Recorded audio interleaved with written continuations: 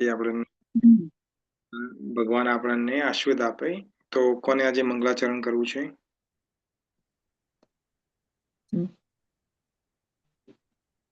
કોઈને કરવું છે મંગલાચરણ? કોઈ ના કરે તો પછી હું કરું. હા, તમે કરો.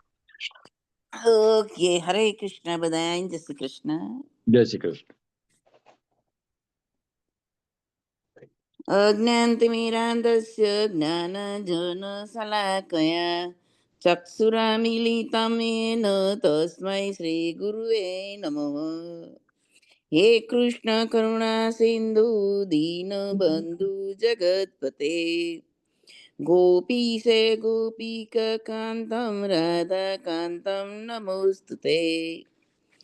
તપત કાંચન ગૌરાંગી રાધે વૃંદાવનેશ્વરી વૃષભાનુસુતે દેવી પ્रणमामि હરિ પ્રિયે.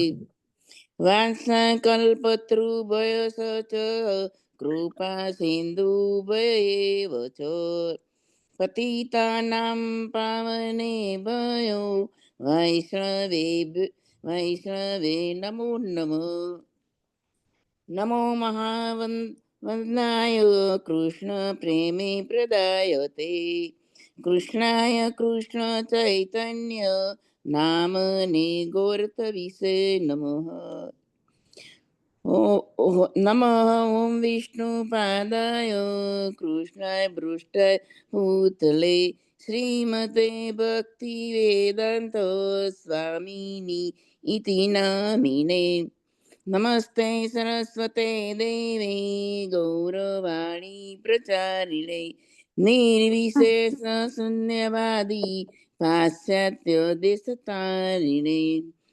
જય શ્રી કૃષ્ણ ચૈતન્ય પ્રભુ નિત્યાનંદ શ્રી અદ્વૈત ગદાધર શિવાસાદિ ગૌર ભક્ત વૃંદ. હરે કૃષ્ણ કૃષ્ણ કૃષ્ણ હરે હરે હરે રામ રામ રામ હરે હરે હરે કૃષ્ણ કૃષ્ણ કૃષ્ણ હરે હરે હરે રામ રામ રામ હરે હરે. ઓમ ભગવતે વાસુદેવાય. ઓમ નમો ભગવતે વાસુદેવાય. ઓમ નમો ભગવતે વાસુદેવાય. બધા દેવોટીને મારા જય શ્રી કૃષ્ણ. હરે કૃષ્ણ હરે કૃષ્ણ. જય શ્રી કૃષ્ણ. હરે કૃષ્ણ. પ્રભુએ પણ હરે કૃષ્ણ. હરે કૃષ્ણ. મંગલા માતાજી. હરે કૃષ્ણ. હરે કૃષ્ણ ડિવોટીઝ. આજે સુંદર કામિકા એકાદશી છે, તો બધાને કામિકા એકાદશીની કોટી કોટી બધાઈ હો. ભગવાનને પ્રાર્થના છે કે આપણે બધાને ભગવાન એમના ચરણની શુદ્ધ ભક્તિ પ્રાપ્ત કરાવે. હરે કૃષ્ણ. હરે કૃષ્ણ. તો આજે આપણે ભગવદ્ ગીતા નું અધ્યયન કરીએ એ પહેલા બહુ નાની સી કામિકા એકાદશીની સ્ટોરી છે. તો આપણે કામિકા એકાદશીની સ્ટોરી જે વાત છે એની એ આપણે કથા વાર્તા સાંભળીએ અને પછી આપણે ભગવદ્ ગીતા તરફ આગળ વધીશું. તો એક વખતે નારદજી મહારાજ એ પોતાના પિતા બ્રહ્મદેવ પાસે ગયા, કારણ કે એમના પાસે તો ઓલ વર્લ્ડ ટ્રાવેલ પાસ છે નારદજી જોડે, તો એ તો ગમે ત્યાં જઈ શકે છે. તો એકવાર બ્રહ્મલોકમાં ગયા ત્યારે બ્રહ્માજી ને પ્રણામ કર્યા અને વાર્તા ચાલુ થઈ, ડિસ્કશન વાત ચાલુ થઈ. ત્યારે નારદજીએ પૂછ્યું બ્રહ્માજીને કે પિતામહ, મને તમે જણાવો કે આ કામિકા એકાદશી જે આવે છે શ્રાવણ માસમાં, એની શું મહત્વતા છે? તો બ્રહ્માજી કહે છે કે આ કામિકા એકાદશી છે એ બહુ પુણ્યશાળી, જે બહુ પુણ્યશાળી ના કહેવાય પણ બહુ પાપ નષ્ટ કરવા વાળી છે. તો કે પાપ નષ્ટ કરવા વાળી કઈ રીતે? તો થોડું અમને ડિટેલમાં મને કોઈ કથા સમજાવો કે કઈ રીતે કોઈનો પૂર્વજન્મમાં કોઈનો પાપ નષ્ટ થયેલો છે? તો કે છે હા. તો કે કોનું? તો કથા સંભળાવે છે બ્રહ્માજી. તો બ્રહ્માજી કહે છે કે બહુ સમય પહેલા પૃથ્વી લોક ઉપર એક રાજા હતો. તો એ રાજા કેવો હતો? તો તો એ રાજા આમ તો ધર્માત્મા હતો, પણ અનફોર્ચ્યુનેટલી એના હાથથી એક બ્રાહ્મણનું મૃત્યુ થઈ ગયું. એક બ્રાહ્મણને એને મૃત્યુદંડ આપ્યો છે.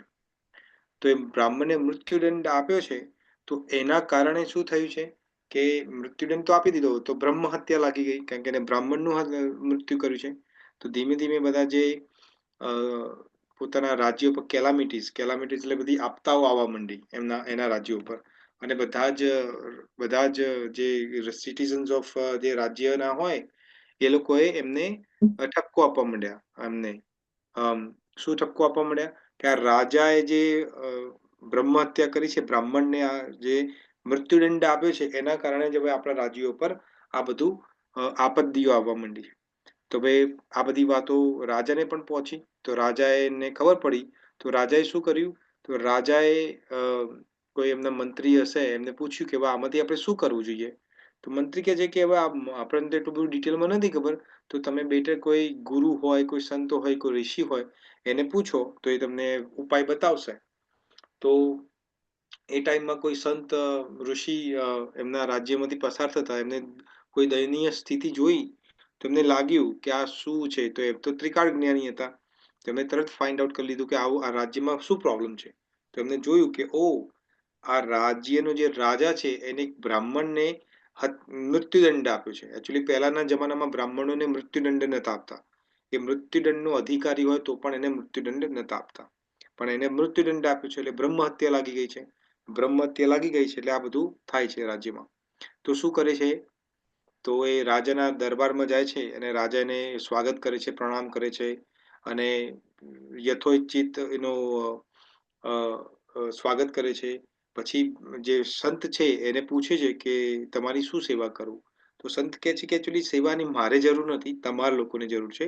એકચ્યુઅલી હું તમારા રાજ્યમાંથી પસાર થઈ રહ્યો હતો અને મેં જોયું કે તમારા રાજ્યની અંદર તો બહુ બધો પ્રોબ્લેમ છે. તો કે રાજા તે કોઈ બ્રાહ્મણને મૃત્યુદંડ આપ્યો છે. તો કે હા, મને રિયલાઇઝ થાય છે કે મારે એકચ્યુઅલી બ્રાહ્મણને મૃત્યુદંડ નતો આપવો જોઈએ, તો મેં ભૂલ તો કરી છે, તો મને બ્રહ્મ હત્યા લાગી છે, એવું કહે છે બધા. તો સંત કહે છે હા ચોક્કસ તને બ્રહ્મ હત્યા તો લાગી જ છે. તો રાજા કહે છે તો આમાંથી નીકળવાનો કોઈ ઉપાય. તો કહે છે હા છે ઉપાય. તો શું છે, તો કે કામિકા એકાદશી જે આવે છે, એ જો કામિકા એકાદશી તમે કરશો, ભગવાન વિષ્ણુનું પૂજન કરશો, ભગવાન વિષ્ણુને તુલસી દળ અર્પિત કરશો, અને પૂરા દિવસ તમે ભગવાનના રટનમાં રહેશો, તો તમને આ બ્રહ્મ હત્યાથી મુક્તિ પ્રાપ્ત થશે. તો એ રીતે જ રાજાએ કામિકા એકાદશીનું વ્રત પાલન કર્યું, પૂરા દિવસે ભોજન ના કર્યું, અને ભગવાન વિષ્ણુને તુલસી દળ અર્પિત કર્યા, પૂજન કર્યું, બ્રાહ્મણોને ભોજન કરાવ્યું. આમ કરીને જ્યારે દ્વાદશીમાં એનું પારાયણ કર્યું, આ પૂરું કર્યું, તો થોડા દિવસની અંદર એના રાજાના સ્વપ્નમાં ભગવાન દર્શન આપે છે, અને ભગવાન કહે છે કે હું તે આ કામિકા એકાદશી કરી છે એનાથી બહુ ખુશ છું, હું બહુ પ્રસન્ન છું. તો માગ તારે શું વરદાન જોઈએ છે. તો કહે છે કે પ્રભુ મારે તો પર્સનલી કોઈ વરદાન નથી જોતું, પણ મારા રાજ્યમાં જે પરિસ્થિતિ ઊભી થઈ છે બ્રહ્મ હત્યાના કારણે, તો એ દૂર થાય એવો આશીર્વાદ આપો. તો ભગવાન કહે છે કે તારી બ્રહ્મ હત્યા તો એ ટાઈમે જ મટી ગઈ હતી જે ટાઈમે તે સંકલ્પ કર્યો હતો કે મારે કામિકા એકાદશી કરવી છે. તો એ રીતે જ રાજા છે એ બ્રહ્મ હત્યા જેવું પાપ જે છે, જે ઘોર પાપ છે, પૂરા સંસારમાં ઘોર પાપ હોય, પાંચ પાપોને મહાન પાપ કીધા છે, પાપોના પણ પાપ કીધા છે. એમાં બ્રહ્મ હત્યા એ મહાન પાપ છે. જેમ ગૌ હત્યા એ મહાન પાપ છે, એવું બ્રહ્મ હત્યા પણ મહાન પાપ છે. તો બ્રહ્મ હત્યામાંથી પણ આ એકાદશી એને તરી કાઢે છે, એકાદશી એને મુક્ત કરાવી દે છે. તો એટલું પાવરફુલ એકાદશીનું મહાત્મ્ય છે, જે દ્વાપર ત્રેતા અને કલયુગમાં ત્રણેય લોકોની અંદર, ત્રણેય યુગની અંદર સૌથી ઉત્તમ વ્રત કોઈ હોય જે તમને જલ્દી ઇન્સ્ટન્ટ ફળ આપે છે, તો એ છે એકાદશી. તો એકાદશીનું વ્રત આ રીતે બધાને કરવું જોઈએ, અને આઈ હોપ કે તમે બધાએ કર્યું જ હશે એકાદશીનું વ્રત. તો બધાને ફરીથી એકાદશીની વ્રતની આ કથા સાંભળીને આપણને પ્રેરણા પ્રાપ્ત થાય કે ભગવાન કેટલા દયાળુ છે, કે આપણે કરોડો જન્મના જે પાપો કર્યા છે એ બધા ભસ્મીભૂત જો આપણે કરવા હોય પાપો, તો એનો એક જ ઉપાય છે કે ભગવાનની શરણ લો, એકાદશીનું વ્રત પાલન કરો, ભગવાનનું નામ જાપ કરો, અને જો આ બધું કરશો તો તમારા બધા જ પાપ ક્ષણભરમાં બધા ભસ્મ થઈ જશે. તો આ રીતે એકાદશીની કથા આપણે સાંભળી. હવે આપણે આજનું આપણે ભગવદ્ ગીતાની ચર્ચા આગળ વધારીએ. તો કોઈને યાદ છે આપણે શું ડિસ્કશન કર્યું હતું કયા સત્રમાં? કોઈને ભગવદ્ ગીતાનું અધ્યયન કર્યું છે આ 7 દિવસમાં?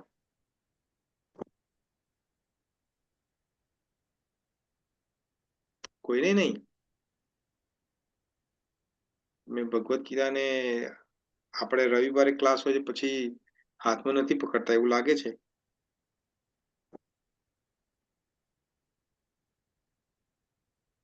જય શ્રી કૃષ્ણ. જય શ્રી કૃષ્ણ. હું બોલી શકું? હા, બોલો. આપણે નવમો શ્લોક 8મો શ્લોક જોઈ લો, બરાબર?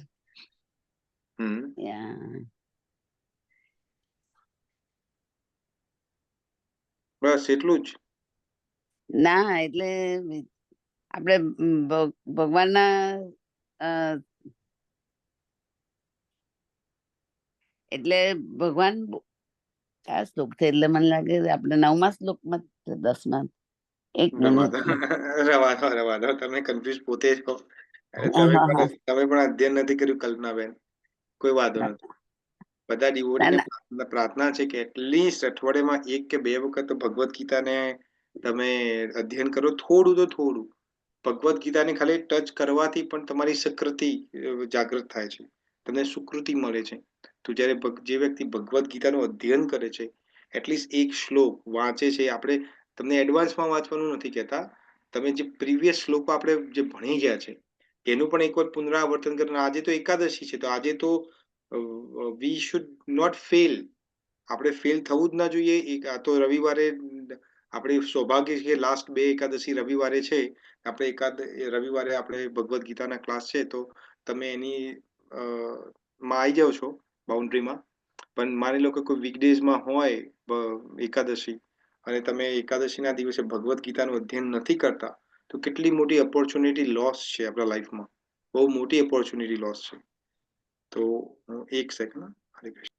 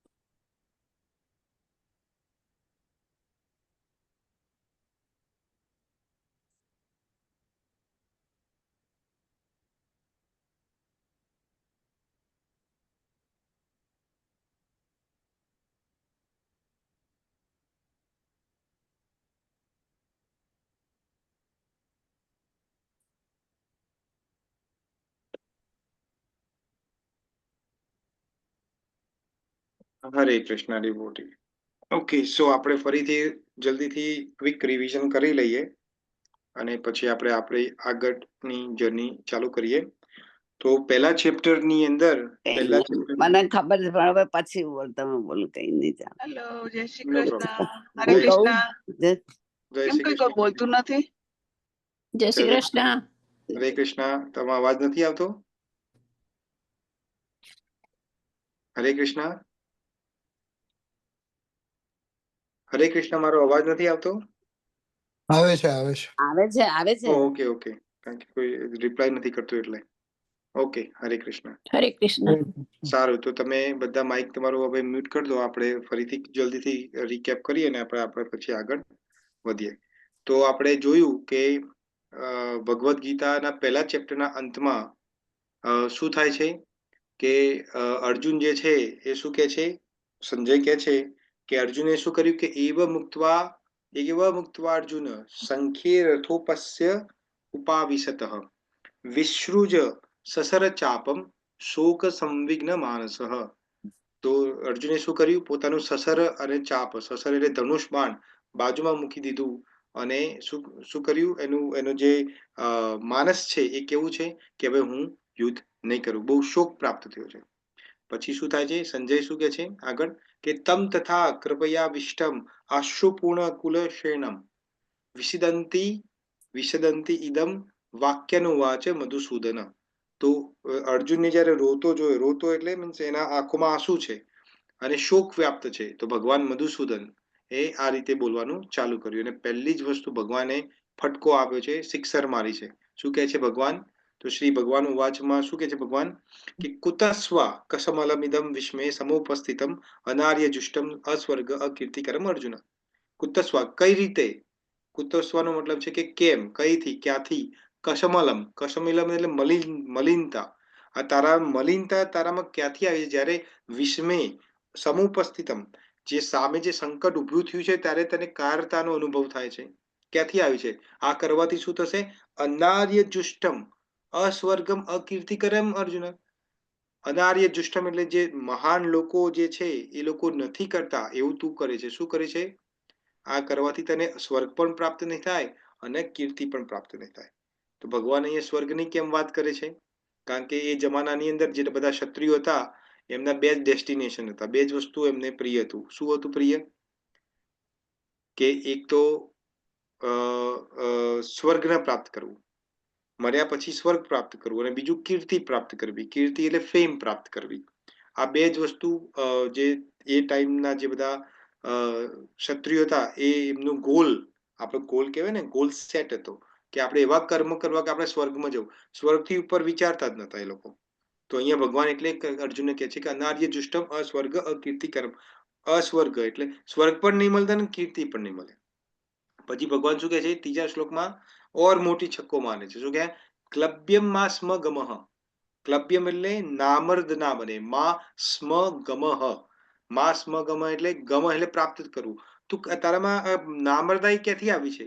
પાર્થ નૈતત્વ ય ઉપદ્યતે શુદ્રમ હૃદય દૌર્બલ્યમ વ્યક્તોતિષ્ઠમ પરંતપ. તારું આ હૃદય દૌર્બલ્યના કારણે, આજે તો હૃદય દૌર્બલ્ય છે, આપણે વાત કરી હતી કે હૃદય દૌર્બલ્યના કારણે શું થયું છે કે હૃદય દૌર્બલ્યને કારણે આ તારામાં જે કાયરતા આવી છે તો એને દૂર કરતું, આ તારું આસક્તિ દૂર કર. આસક્તિના કારણે જ તું આ નામર્દ બની રહ્યો છે. પછી આગળ શું કે છે અર્જુન? પછી અર્જુન બોલવાનું ચાલુ કરે છે. અર્જુન શું કે છે? કથમ, શું કે છે આગળ? શું રીઝન છે એનું દૌર્બલ્યનું? કે કથમ ભીષ્મમહમ સંખ્યે દ્રોણ ચ મધુસૂદન ઈશુભિ પ્રીતિ યોષ્યામી પૂર્જા હરિસૂદન. તો શું કે છે કે ભગવાન તમે મને નામર્દ કહો છો, પણ ભીષ્મ ને દ્રોણ મારે સામે ઉભા છે, એને કેવા છે? એ કેવા છે? તો એ તો પૂજાના યોગ્ય છે. પૂજા હારવી હરિસૂદન, એ પૂજાના યોગ્ય છે. એમના ચરણોમાં તો મારે ફૂલ અર્પિત કરવા જોઈએ. અને તમે મને એમ કહો છો કે હું બાણોથી એના પર આક્રમણ કરું? ઈશુભિ એટલે બાણોથી આક્રમણ કરું, એવું કે છે અર્જુન. પછી આગળ શું વાત કરે છે અર્જુન? પાંચમામાં શું કે છે કે ગુરુન હત્વા હિ મહાનુભાવ શ્રેયો ભોક્તુન ભોક્ષ્યમ અપી લોક.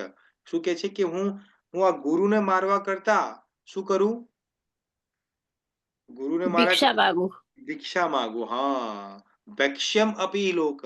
ભોગતું એટલે પ્રાપ્ત કરવું, ભિક્ષા માંગીને જીવું હું ગુરુને મારવા કરતા. તો કેમ એવું કે છે કે હત્વાર્થ કામાસ્તુ ગુરુન હે એવ. હું મારા ગુરુને મારવાથી શું થશે? ભુંજીય ભોગન રુધિન પ્રદિગ્ધાન. ભુંજીય ભોગન એટલે શું થશે? ભુંજીનો મતલબ જે અમારે ભોગવવું પડશે. શું? કોના માટે? જે અમે ભોગો માટે અમે યુદ્ધ કરી રહ્યા છે ને ભોગો કેવા હશે? રુધિન પ્રદિગ્ધાન. રુધિર એટલે લોહી.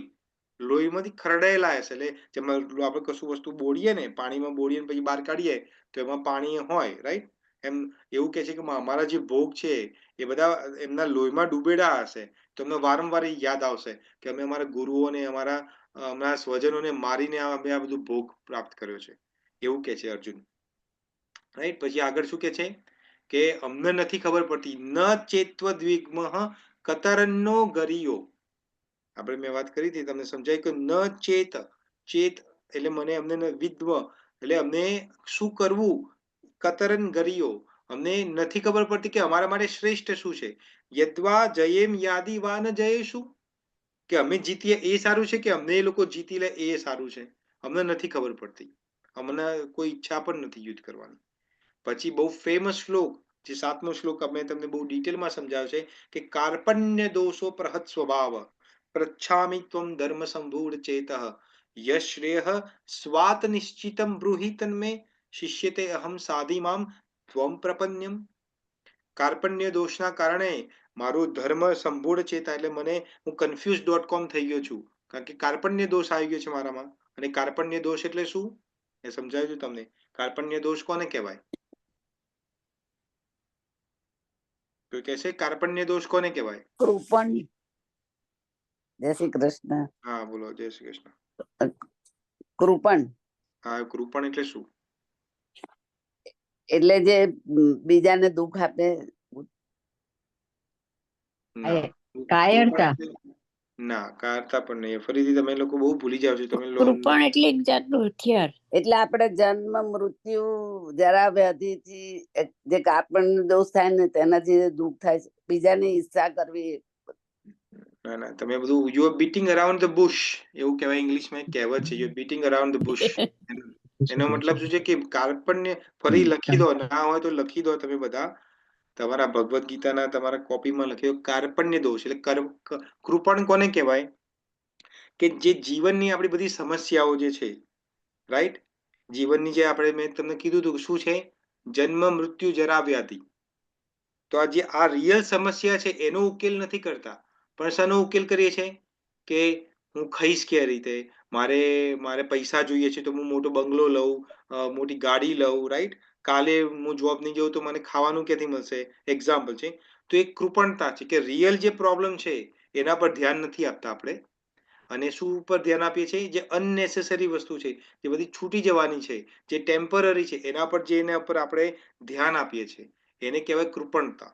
તો હવે હું નેક્સ્ટ ટાઈમ પૂછીશ તમે કૃપણતા એટલે શું, એટલે લખી દેજો તમે. તો કે કાર્પણ્ય દોષો કે મારો કાર્પણ્ય દોષના કારણે કાર્પણ્ય દોષો પ્રહસ્વ પ્રચ્છામી ત્વમ ધર્મ સંભૂળ ચેતઃ. હું confused.com થઈ ગયો છું. એટલે શું થાય? યશ શ્રેય મારું શ્રેય થાય, સ્વાત નિશ્ચિતમ તમે નિશ્ચિત કરો, બ્રૂહિ તન્મે શિષ્યતે અહમ સાધિમામ ત્વમ પ્રપન્ને મને શિષ્ય માની લો અને હું તમને શરણાગત છું. હવે મને સાધિમામ ઇન્સ્ટ્રક્શન આપો કે મારે શું કરવું જોઈએ. પછી 8મા શ્લોકમાં શું કહે છે? નહીં પ્રપશ્યામી મને દેખાતું નથી, નહીં પ્રપશ્યામી મામ પુનાદ્યત યશોક મને શોક થાય છે, મારી ઇન્દ્રિયો હા તમે હા તમને બધાને પ્રાર્થના છે કે તમે તમારું માઇક મ્યુટ રાખો પ્લીઝ. તો હા, તો મને શોક થાય છે, અને કેવો શોક છે? ગમે તેવો શોક નથી. મારો શોક કેવો છે? મારી ઇન્દ્રિયોને શું કરે છે? મારી ઇન્દ્રિયોને બધાને શોકવી લે છે એવો છે. અને શું કહે છે? અવ્યાપ્તમ ભૂમાભય સમૃદ્ધ. અમને જો આખી ભૂમિ મળી જાય, આખા સ્વર્ગનું રાજ્ય મળી પણ જાય તો શું કહે છે? રાજ્યમ સુરાણાભી ચાતે પ્રિત્યમ, એટલે એ પણ મળી જાય તો પણ અમારો શોક દૂર નથી થાય એવો. અને છેલ્લું વર્ષ જે આપણે ડિસ્કશન કર્યો તો લાસ્ટ ટાઈમ, એમાં શું કે છે કે ન યોત્સ્ય ઇતિ ગોવિંદ, એટલે એમ શું કે છે? સંજય કે છે કે એવ મુક્તા ઋષિકેશ ગુડાકેશ પરંતપ. આપણે બંનેની વ્યાખ્યા કરી હતી. ઋષિકેશ કોને કહેવાય, ગુડાકેશ કોને કહેવાય, અને પરંતપ નો મતલબ શું છે? ન યોત્સ્ય ઇતિ ગોવિંદ, હું યુદ્ધ નહીં કરું. ન યોત્સ્ય ઇતિ ગોવિંદ એવ મુક્ત્વા તુષ્ણી બભુવ.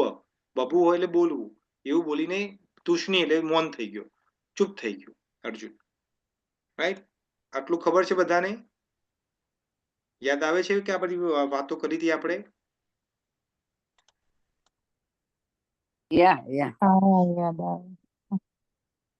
તો હવે આપણે ભગવદ્ ગીતા રોજ અધ્યયન કરીશું 5-10 મિનિટ, એવું પ્રોમિસ તમે તમારી જાતને આપો. રાઈટ, કોઈ વાંધો નથી. તો હવે નેક્સ્ટ શ્લોક તમારા સ્ક્રીનના સામે છે. જેના જોડે ભગવદ્ ગીતા નથી એ તમે તમારા સ્ક્રીન ઉપર દેખી શકો છો, અને જેના જોડે ભગવદ્ ગીતા છે એ ભગવદ્ ગીતાનું પેજ નંબર આપણે ગુજરાતીમાં છે તો એનો પેજ નંબર કયો છે ભગવદ્ ગીતાનો? 83મો છે. 83 83મા પેજ ઉપર આપણે હવે આજનો શ્લોક નું અધ્યયન કરીશું. ઓમ અજ્ઞાનતિમિરન્ધસ્ય જ્ઞાનાંજલશલાકય ચક્ષુર ઉન્મિલિતમ યેન તસ્मै શ્રી ગુરુવે નમઃ. જગદ્ગુરુ શ્રી પ્રભુપાદ કી જય. ઓકે, સો 10 નંબરનો શ્લોક આ રીતે છે. તમ ઉવાચ ઋષિકેશઃ પ્રહસન્નીવ ભારત સેનોર્ભયોર્મધ્યે વિષીદन्तમિદં વચઃ. હું ફરીથી રિસાઇટ કરું છું. તમ ઉવાચ ઋષિકેશ પ્રહસન્નીવ ભારત સેનોરુભયો મધ્યે વિષીદન્તમ ઇદમ ઉવાચ વિષીદન્તમ વચઃ. હવે કોઈને રિસાઇટ કરવું હોય તો તમે કરી શકો છો. હરે કૃષ્ણ. હું કરું. હા કરો. હરે કૃષ્ણ. તમુવાચ ઋષિકેશ પ્રહસન્નીવ ભારત સેનયોરુભયો મધ્યે વિવિધત્તમિદં વચઃ. વિષીદંત વિષીદંત ઇદમ વચઃ. વિષીદન્ટ ઇદં વચઃ. વિષીદંતમ ઇદમ. હમ. વિષીદંતમ નો મતલબ શોક. Okay, very good. વિષીદન્ટ. Very good. ઓકે, કોઈ બીજું? હરે કૃષ્ણ બોલું. એક પછી એક. કોને કર્યું છે? કલ્પનાબેન તમે કરો, પછી બીજા જેને કરવું હોય કરી શકે છે. હું બોલું એટલે મને હા. કહ્યું. હા, તમને કલ્પનાબેન. જય શ્રી કૃષ્ણ. જય શ્રી કૃષ્ણ. તમ ઉવાચ ઋષિકેશ પ્રહસન્નીવ ભારત સેનયોરુભયોર્મધ્યે વિષીદન્તિમિદં વચઃ. વિષીદંતમ વિષીદંતમ વિષીદन्तમિદં વચઃ. Okay, very good. ઓકે, હવે કોને? ઇન્દિરાબેન તમારે કરવું છે? મેં કર્યું. ઓકે, તમે કરી. ઓકે, ઓકે, નો પ્રોબ્લેમ. હરે કૃષ્ણ. તો હવે કોઈને અનુવાદ અને ભાવાર્થ બંને બહુ નાના જ છે, તો કોઈને વાંચવું હોય તો તમે વાંચી શકો છો. અને બીજા બધાને પ્રાર્થના છે કે તમારું માઇકને ઓફ રાખો. તો કોને વાંચવું છે અનુવાદ અને ભાવાર્થ? હું વાંચું છું વાંચું? ભરતભાઈ. બરાબર. કોને વાંચવું છે? એક જણ. ભરતભાઈ હું વાંચું. હા, વાંચો. હરે કૃષ્ણ. હરે કૃષ્ણ. હે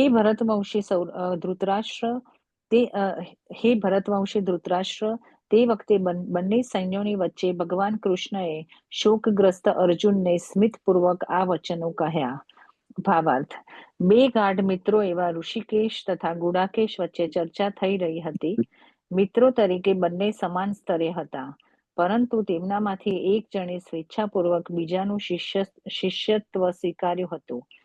એક મિત્રે શિષ્ય થવાનું પસંદ કર્યું હતું, તેથી કૃષ્ણ હસી રહ્યા હતા. સૌના સ્વામી હોવાથી તેઓ સદા શ્રેષ્ઠ પદ પર રહે છે.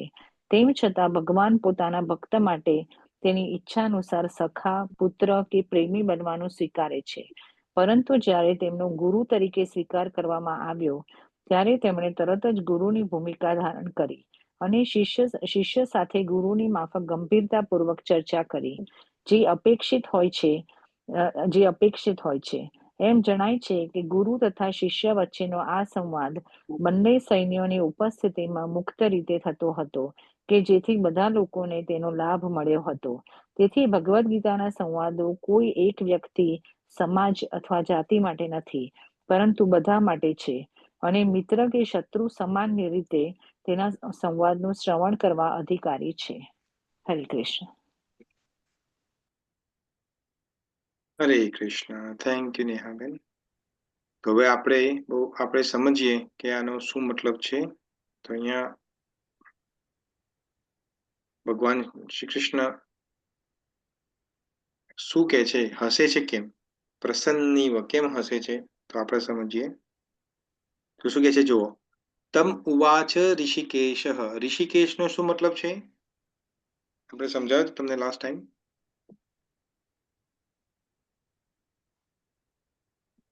ઋષિકેશનો શું મતલબ છે? ઇન્દ્રિયોના સ્વામી કૃષ્ણ ભગવાન. ઇન્દ્રિયોના સ્વામી કૃષ્ણ ભગવાન. ઓકે, તો એનો થોડું ડિટેલમાં સમજાવો. ઇન્દ્રિયોના સ્વામી એટલે શું? એનો શું મતલબ? ઇન્દ્રિયો આપણે કહીએ ઇન્દ્રિયોના સ્વામી છે, પણ વોટ ડઝ ધેટ મીન? એનો શું મતલબ થાય?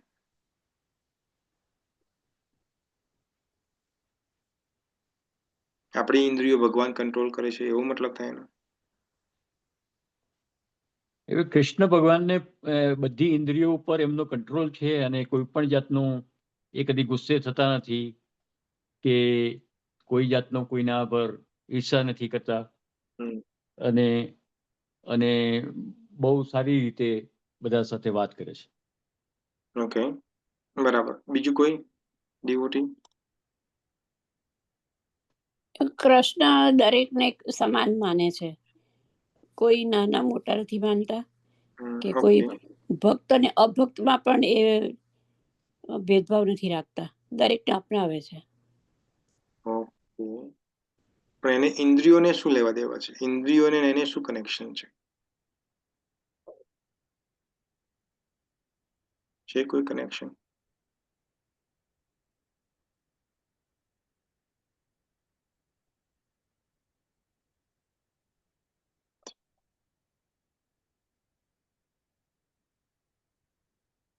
ઓકે, બીજું કોઈ ડિવોટી?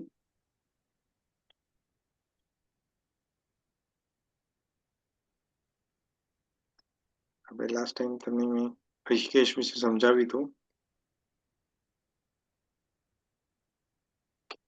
ઋષિકેશ, તો ઋષિકેશ એટલે અનડાઉટલી એનો મતલબ એવો થાય કે ભગવાન ઇન્દ્રિયોના માલિક છે, પણ શું ભગવાન આપણી ઇન્દ્રિયોના માલિક છે કે એમની ઇન્દ્રિયોના માલિક છે? તો આપણે આપણી ઇન્દ્રિયોના માલિક છીએ, રાઈટ? આપણને ભૂખ લાગે છે તો ભગવાન, જેમ કે એક્ઝામ્પલ આપણને આપણી બધી 5 કર્મેન્દ્રિયો છે, 5 જ્ઞાનેન્દ્રિયો છે, અને 11મું મન છે. તો આપણું મન ભગવાન થોડું કંટ્રોલ કરે છે, આપણું મન તો આપણે કંટ્રોલ કરીએ છીએ. એટલે કંટ્રોલ તો જો કે આપણા હાથમાં પણ નથી. ભગવાન તો અલ્ટિમેટ છે, પણ આપણે જેમ કે તમે ગાડી ચલાવતા હોય તો ગાડીનું સ્ટેરિંગ તમારા હાથમાં છે. પછી આપણે એવું કહેવાય કે ભગવાન ચલાવે છે ગાડી? આપણે ચલાવીએ છીએ. તો બોડીની અંદર જે ઇન્દ્રિયો જે છે એનો માલિક કોણ છે? અલ્ટિમેટ માલિક તો ભગવાન છે, પણ એ આપણા મનને કંટ્રોલ નથી કરતો. નહીં તો પછી આપણે એવું કહીએ આ તો બધું ભગવાન જ કરે છે. મારા મનમાં જે ગુલાબ જામુન ખાવાનું જે આવે છે વિચાર, એ તો ભગવાનને ખાવું છે, મારે નથી ખાવું. એ તો એવું થાય ને પછી. તો ભગવાન, આપણી ઇન્દ્રિયોનો માલિક આપણે છીએ, આપણું મનનો માલિક પણ આપણે છીએ. તો ભગવાને પોતાની ઇન્દ્રિયોનો માલિક છે, પણ ભગવાન શું કરે છે? એ આપણી ઇન્દ્રિયોને પણ કંટ્રોલ કરી શકે છે, જો એને કંટ્રોલ કરવો હોય તો. પણ અહીંયા શું મતલબ છે કે ભગવાન એ જે અર્જુનના મનમાં જે ચાલી રહ્યું છે, અંતર્યામી છે ભગવાન. તો એ સમજે છે કે શું એના મનમાં શું ગોથ્રુ થઈ રહ્યો છે. એટલે કહે છે કે તમ ઉવાચ ઋષિકેશ. અહીંયા ભગવદ્ ગીતાની અંદર જે શ્લોક આવે છે એમાં જ્યારે ભગવાનનું નામ કે અર્જુનનું નામ કોઈ જગ્યાએ આવે છે, તો એ દરેકનું એક સિગ્નિફિકેશન્સ છે. કે એમને એમ નથી કે કોઈને જેમ જેમ લાગ્યું એમ કોઈ જગ્યાએ ઋષિકેશ લખી દીધું, કોઈ જગ્યાએ કૃષ્ણ બોલી દીધું, કોઈ જગ્યાએ માધવ કહી દીધું, કોઈ જગ્યાએ અચ્યુત કહી દીધું, કોઈ જગ્યાએ ઢેકણું પૂછણું ફલાણું કહી દીધું. એવું નથી. દરેકની પાછળ એનો એક છુપો મિનિંગ છે. તો અહીંયા પણ એક છુપો મિનિંગ છે. તમ ઉવાચ ઋષિકેશ. હવે ઉવાચ એટલે બોલવું. હવે બોલવાનું ચાલુ કરશે ભગવાન. તમ ઉવાચ એટલે આ સાંભળીને હવે ભગવાન ઋષિકેશ બોલશે. શું કહેશે? અહીંયા બોલશે પહેલા શું કહે છે? પ્રહસન્નીવ ભારત. પ્રહસન્ની એટલે સ્મિત કર્યું. પ્રહસન એટલે સ્મિત કરવું. સ્મિત કેવું છે? તો કેમ છે એ આપણે હમણાં સમજીએ. ભારત એટલે અર્જુનને કહે છે, કારણ કે એ ભરત વંશમાં જન્મેલો છે, એટલે અર્જુનને કહે છે. સેનોર ભયોર મધ્યે, કે સેનાની વચ્ચેમાં જે ઉભો છે ત્યાં કોને વિષીદંત ઇદમ વચઃ, જે શોક કરતો હતો અર્જુન, કેવો અર્જુન? આપણે એડજેક્ટિવ ને બધું ભણ્યા છે ઇંગ્લિશમાં. કેવો અર્જુન? તો જે શોક કરે. શોકાતુર. હા, તો શોકાતુર. તો એ અર્જુન કેવો છે? જેનું રથ મધ્યમાં ઉભો છે. તો એવા અર્જુનને ભગવાન શું કરે છે? એ જ્યારે બોલવાનું શું કામ હશે છે પહેલા ભગવાન? તો હવે આપણે સમજીએ.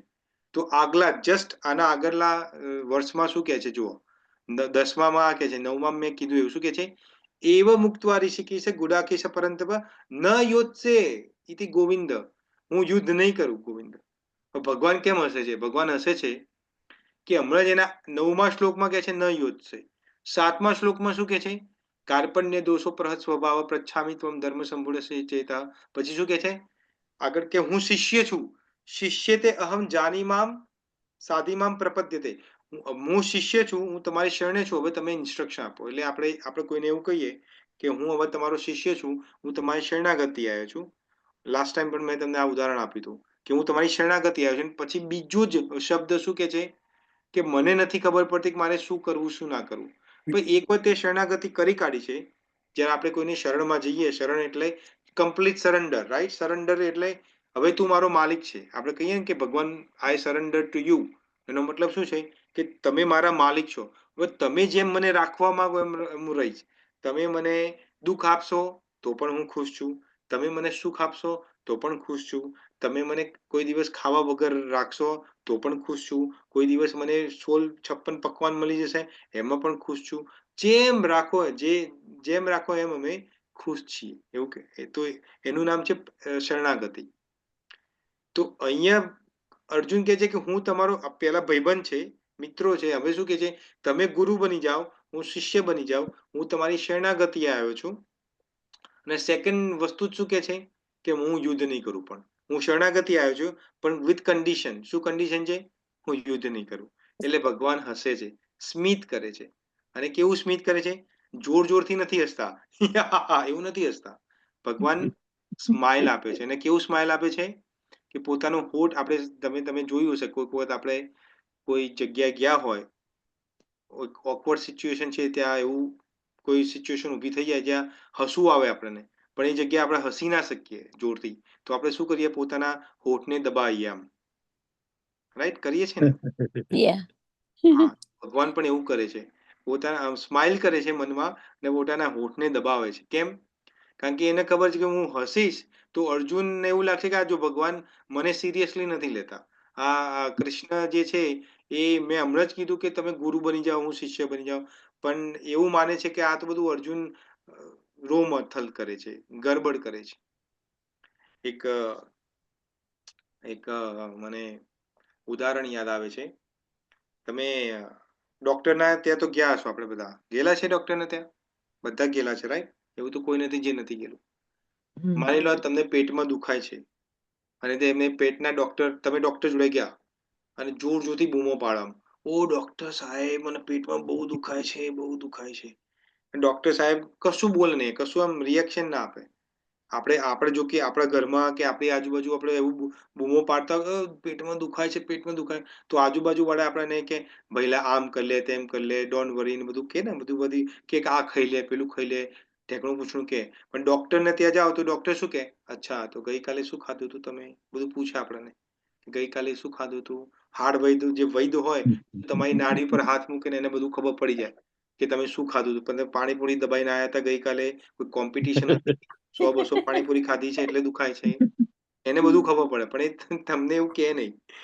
તો શું કરે એ ડોક્ટર? તમે બધું જ કહો, જોર જોરથી બૂમો પાડે, પણ ડોક્ટર બધું ચકાસે, કદાચ ઇન્જેક્શન આપવાનું તો ઇન્જેક્શન આપે, ને પછી શું કે આ હું તમને ગોળી પ્રિસ્ક્રાઇબ કરું છું, સવાર બપોર સાંજ એક ટાઈમ તમારે લેવાની છે, બરાબર? એવું જ કે ને. બીજું તો ડોક્ટર એવું ના કે ઓ તને દુખાય છે તો ઓહો હો I feel so much I understand your pain ને બધું. તો અમુક ડોક્ટરો કરતા હશે, પણ મોટા ભાગના ડોક્ટર, કારણ કે એમને રોજનું થયું, કારણ કે એમના ત્યાં આવા જ પેશન્ટો આવવાના છે બધા. નોર્મલી જન્માષ્ટમી હોય કે જન્માષ્ટમી હોય કે નિત્યાનંદ ત્રિયોદશી હોય કે બલરામ જયંતી હોય કે રાધાષ્ટમી હોય, તો એના બીજા દિવસે લોકો ડોક્ટરના ત્યાં જ જાય. કેમ? કારણ કે આખો દિવસ ઉપવાસ કર્યો હોય, પછી ઉપવાસ ખોલવાનું એટલે બરોબર ભર્યું હોય પેટમાં, શું બધું જેટલું હોય ને એ થાળી ભરીને ભરે, રાઈટ? કરીએ ને આપણે એવું કે જાણે આપણે અકાળમાં થયા, એક દિવસ ઉપવાસમાંથી. તો હવે આજે એકાદશી છે, જે લોકોએ નહીં જમ્યા, રાઈટ, કે નથી લીધું, એ કાલે તો હવારની રાહ જોતા હશે કે ક્યારે પારાયણનો ટાઈમ થાય ને ક્યારે હું બરોબર આમ તૂટી પડું એના પર. થાય ને? ડોક્ટરને ખબર આ રોજનું થી મારે, આ રોજના બધા આવે છે. તો ભગવાનને પણ એવું જ સેમ છે કે આ મારે રોજનું સાંભળવાનું. આ તું અર્જુન અત્યારે તું કે છે, મારા ત્યાં આખું સવાર પડે છે ને લિસ્ટ આવી જાય છે. બધા કેટલાય ભક્તો મારી આગળ રોતા જ હોય છે, ઓ ભગવાન મારા છોકરાને પાસ કરાવી દે, ઓ ભગવાન મારા છોકરીનું સંબંધ નથી થતો, હે ભગવાન મારા છોકરાને ત્યાં છોકરો નથી, હે ભગવાન મારી પરીક્ષા આવે છે, મેં કશું વાંચ્યું નથી, પાસ કરાવી દે, હે ભગવાન મારે મોટી મોટી ગાડી જોઈએ છે, મને લોન અપ્લાય કરી છે, લોન પાસ કરાવી દે. રોતા હોય છે ને આપણે બધા. તો ભગવાન કે મારે તો રોજનું થયું આ બધું. એટલે ભગવાન સ્મિત કરે છે, સ્માઇલ કરે છે કે અર્જુન મને તારા પર હસવું આવે છે કે હજુ તો હમણાં તો તું પેલા કહે છે કે હું તારે શરણાગત છું, ને હજુ તો બીજા શબ્દમાં કહે છે કે હું નહીં યુદ્ધ કરું. પણ ભગવાન સમજે છે આ વસ્તુ. એટલે આપણે ભગવાનને કહીએ છીએ કરુણા સિંધુ, દયા સિંધુ. કેમ? કારણ કે અમુક વખત એવું થાય કે આપણે જ્યારે દુઃખમાં હોઈએ, કોઈ વ્યક્તિ જ્યારે દુઃખમાં હોય ત્યારે શું બોલે છે, શું કરે છે એને ખુદને ભાન નથી હોતું. અમુક વાર તમે જોયા હોય કે કોઈ વ્યક્તિના ઘરે કોઈનું મૃત્યુ થઈ ગયું હોય, તો જે નજીકના બધા સંબંધીઓ હોય, એના જોડે એ વ્યક્તિ જોડે બહુ અટેચમેન્ટ હોય, તો એ એટલો દુઃખમાં હોય કે શું બોલે છે, શું કરે છે એને કશું જ નથી. તમે થોડા દિવસ પછી એને પૂછો કે તમે આવું કરતા હતા, તમે કોઈ લાગે એક્ઝામ્પલ ગયા હોય કે તમે આ રીતે જોર જોરથી રોતા હતા, જોર જોરથી બૂમો પાડતા હતા, જોર જોરથી કશુંક ને કશું બબડતા હતા, આ બધું કહેતા હતા, તો કે મને તો યાદ નહીં, હું આવું કરતો હતો, મને તો ખબર જ નહીં. થાય કે ના થાય? આપણું પ્રેક્ટિકલ એક્ઝામ્પલ છે. તો ભગવાન પણ સમજે છે કે અર્જુન બહુ શોકમાં છે, એટલે પોતે શું કહે છે, શું કરે છે એને ખબર નથી. તો આ હવે ભગવાન બોલવાનું ચાલુ કરશે 11મા વર્ષથી, પણ આ જે શ્લોક છે એમાં ભગવાન હવે આગળના શ્લોક છે એમાં વાત કરીશું કે ભગવાન એક વસ્તુ અર્જુનને કહે છે, સમજાવે છે, અને આપણે પણ સમજાવે છે. તો શું કહે છે, શું સમજાવે છે એ સમજીએ એ પહેલા કોઈનો કોઈ ક્વેશ્ચન હોય તો તમે કરી શકો છો. છે કોઈને કોઈ ક્વેશ્ચન આ માટે?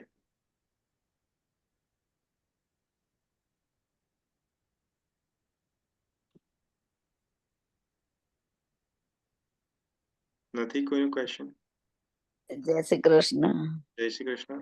એટલે ઋષિકેશ નો એક્ઝેક્ટ મિનિંગ એટલે આપણા ઇન્દ્ર ખબર ના પડે, એટલે એક્ઝેક્ટ મિનિંગ આપણા ઇન્દ્રિયોના માલિક નથી, કે આપણા મનના, આપણે ઇન્દ્રિયોના માલિક છે પણ આપણા મનના માલિક મનને કંટ્રોલ નથી કરી શકતા.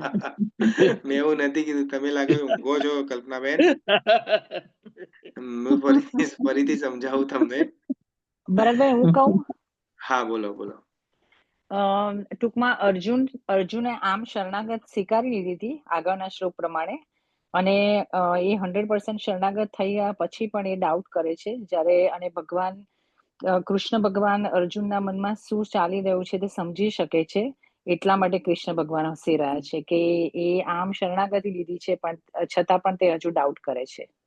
એ બરાબર. પણ એમને ઋષિકેશની વાત કરી કે ઋષિકેશનો શું મતલબ છે. તમે કીધું એ બરોબર છે, પણ એ ઋષિકેશનો મતલબ નથી.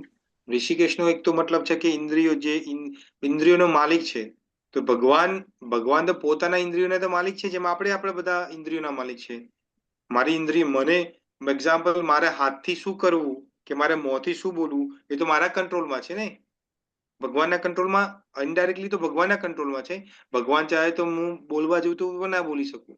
તો ડાયરેક્ટ પાવર તો એમનો છે, પણ કહેવાનો મતલબ છે કે ઇન્દ્રિયોના માલિક, જે ભગવાન ઇન્દ્રિયોના માલિક છે એ તો છે, પણ કેવા છે? એ સર્વજ્ઞાતા છે.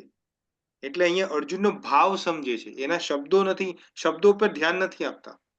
ભગવાન આપણે અમુક વખતે હોય કે આપણે ભગવાનને બહુ બધું પ્રાર્થના કરતા હોય ભગવાનને, પણ આપણા અંદર મનમાં બીજું કશું ચાલતું હોય. આપણે ઘંટડીઓ વગાડતા હોય, દીવાબત્તી કરતા હોય ભગવાનની, રાઈટ? સામે મૂર્તિ હોય, ફોટો હોય, પણ મનમાં શું ચાલતું હોય કે આજે હવે એકાદશી, આજે બારસ છે, તો હવે દ્વાદશી છે, રાઈટ? તો આજે હવે મારો પારાયણનો ટાઈમ, વારંવાર ઘડિયાળ સામે જોઈને કે પારાયણનો ટાઈમ અડધો કલાક બાકી છે, એવું તો ફટાફટ શું બનાવીને શું ખાઈ લઉં. સામે તો આરતી ચાલતી હોય.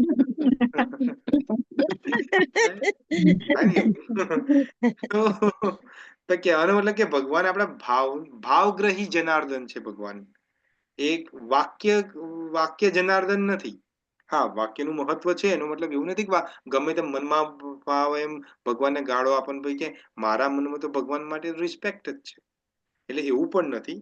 પણ કહેવાનું મતલબ કે ભગવાન સમજે છે, ભાવનાઓ સમજે છે, એટલે ઋષિકેશ છે ભગવાન. અમુક કહે છે કે અમુકના જે નિર્વિશેષવાદીઓ છે એ તો શું કહેતા હતા કે Krishna is great, is a great soul, પણ ભગવાન નથી. એ આપણે શું કહીએ, મેન ઇઝ મોર્ટલ ને બધું આપણે ઇંગ્લિશમાં છે ને, મેન ઇઝ મોર્ટલ ને બધું, કે કૃષ્ણ ઇઝ મોર્ટલ કારણ કે એ તો મરી તો ગયા ને, એ પણ મરી ગયા ને, એવું કે આ નિર્વિશેષવાદીઓ કે માયાવાદીઓ કે ભગવાનમાં નથી માનતા.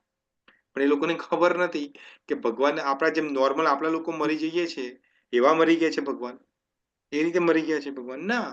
ભગવાન ખુદ કે જન્મ કર્મ ચ મે દિવ્યમ એવમ યો વેતિ તત્વ તત્વ, ત્વક્ત્વા દેહમ પુનર્જન્મ નેતિ મામેતિ સુઅર્જુન. મારું જન્મ ને કર્મ દિવ્ય છે. બધા ઓર્ડિનરી પીપલ ના સમજી શકે. કોણ સમજી શકે?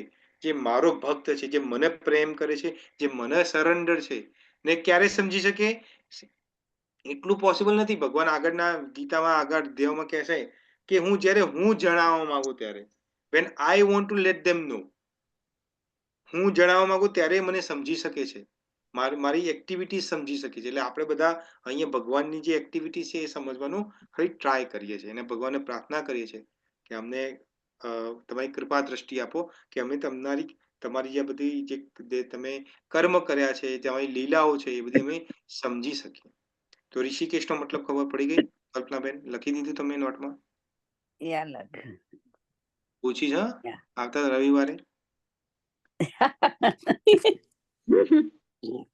એકચ્યુઅલી તો ભગવાન જે આપણી ભાવના, એટલે અહીંયા અર્જુનની ભાવના ભગવાન સમજી શકે છે. હા એટલે ઋષિકેશ છે એમ. હા, બંને છે.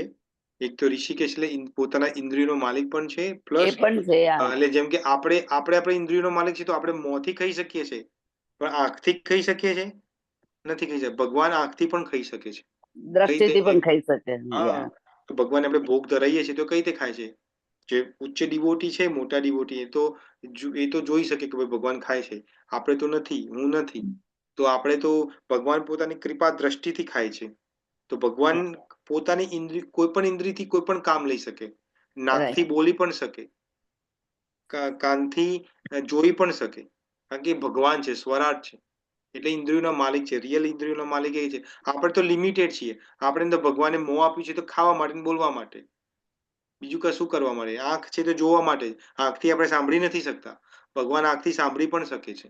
બધું એમની ઇન્દ્રિયો, બ્રહ્મ સંહિતામાં બ્રહ્માજી એમની પ્રાર્થના કરે છે, તેમાં બધું ડિટેલમાં વર્ણન છે કે તમારી કોઈ પણ અંગથી તમે કોઈ પણ કાર્ય કરી શકો છો. તમે ગમે તે કરી શકો છો. તો ઇન્દ્રિયોનો સુપર માલિક ભગવાન છે. બીજો કોઈનો ક્વેશ્ચન છે? જય શ્રી કૃષ્ણ. સમજ. ઓકે, હરે કૃષ્ણ.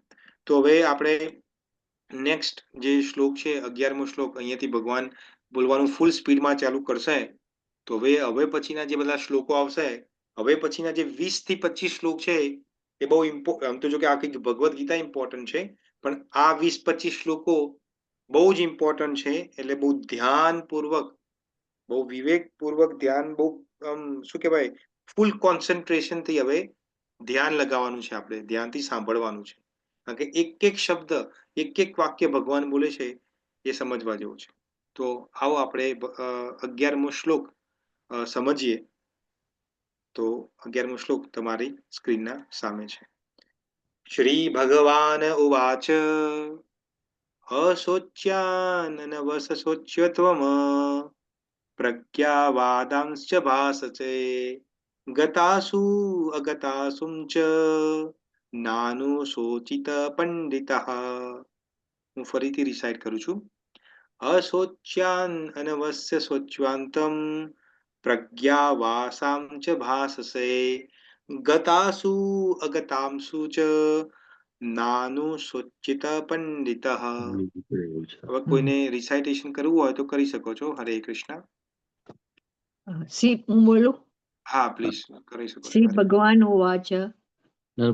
રિપીટ કરવું છે, if you want to repeat this. Yeah. અશોચ્યાન અન્વશોચ ત્વમ પ્રજ્ઞાવાદન ચ ભાષસે ગત અસન અગત અશન ચ ન અનુશોચંતિ પંડિતા. ગતાસુ અગતાંસુ ચ. ગતાસુ અજ્ઞાતુ ગતાંસુ અગતાંશ્ચ નાનુશોચિત. નાનુશોચિતિ, નો શોચિત ને શોચિતિં છે. નાનુશોચંતિ પંડિતઃ. ગતાસુ અગતાંશ્ચ. ઓકે, પણ સારો ટ્રાય છે. Very good. કોઈ બીજાને? હું વાંચું. હરે હા, કૃષ્ણ. પ્લીઝ. હા, કરો. શ્રી ભગવાન ઉવાચ અશોચ્યાનન્વશોચત્વં પ્રજ્ઞાવાદાંસ્ય ભાસસે ગતા સૂનુ ગતા શુચ્ચ નાનું શોચંતિ પંડિતાઃ. Very good. હરે કૃષ્ણ. બીજા કોઈ ડિવોટી? હું વાંચું ભગવત હા પ્લીઝ. પ્રભુ. હા હા હા પ્લીઝ. શ્રી ભગવાન ઉવાચ અસોજ્ઞાनं સ્વસો સ્તસ્ત્વં પ્રજ્ઞાવાદાસ્વ સ્વચ ભાષતિ ગતાસુ ન ગતાસુ સ્વ નાનુશોચન્તિ પંડિતઃ. હરે કૃષ્ણ. બીજા કોઈ ડિવોટી ને? લાસ્ટ.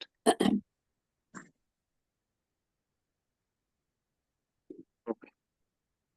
તો હવે આપણે આનો અનુવાદ અને ભાવાર્થ એ બંને કોઈને વાંચવું હોય તો પ્લીઝ તમે વાંચી શકો છો અને પછી આપણે એના પર ડિસ્કશન કરી શકીએ છીએ. કોઈને વાંચવું છે? હું વાંચું ભાવાર્થ. હા હા, બે ત્રણ કોને વાંચવું છે? ઇન્દિરાબેન, તમારે વાંચવું છે? યા. હા વાંચો. હરે કૃષ્ણ. હરે કૃષ્ણ. ભગવાને તરત જ ગુરુપ્રદ સંભાળ્યું અને શિષ્યને ગોળ વીંટીને મૂરખ પણ કહી નાખ્યો. ભગવાને કહ્યું, તું જ્ઞાનની જેમ વાત કરે છે, પણ તને ખબર નથી કે જ્ઞાની જીવતા કે મરેલા શરીરની કોઈ પણ સ્થિતિનો શોક કરતો નથી. ગીતા પ્રમાણે જ્ઞાન એટલે જળ અને ચેતન વિશે તેમજ તે બંનેના નિયંતા ઈશ્વર વિશે જાણવું. અર્જુનની દલીલ એ હતી કે રાજકારણ કે સમાજશાસ્ત્ર કરતા ધાર્મિક સિદ્ધાંતોને વધુ મહત્વ આપવું જોઈએ, પરંતુ તે જાણતો ન હતો કે શરીર, આત્મા અને ઈશ્વર વિશેનું જ્ઞાન એ ધાર્મિક વિષયો કરતા ઘણું અગત્યનું છે. તેનામાં આ જ્ઞાનની ઉણપ હતી, તો તેને જ્ઞાની હોવાનો દેખાવ કરવો જોઈએ નહીં. તેથી તે શોક ન કરવા યોગ્ય શોક કરતો હતો. શરીર જન્મે છે અને આજે નહીં તો કાલે નાશ પામવાનું છે, માટે શરીર આત્મા જેટલું મહત્વનું નથી. જે આ જાણે છે તે જ્ઞાની છે, અને જ્ઞાન દેહની મુવા જીવતાની સ્થિતિ તરફ બેધ્યાન હોય, તેથી તેના માટે શોકનું કોઈ કારણ હોતું નથી. જય શ્રી કૃષ્ણ. હરે કૃષ્ણ. તો આપણે થેન્ક યુ વેરી મચ ઇન્દિરાબેન. આપણે અનુવાદ પણ વાંચીએ એનો. તો અનુવાદ છે કે પૂર્ણ પુરુષોત્તમ પરમેશ્વર બોલ્યા, તું વિદ્વતા ભરી વાતો કરે છે, પરંતુ જેનો શોક કરવા જેવો નથી તેના માટે તું શોક કરી રહ્યો છે.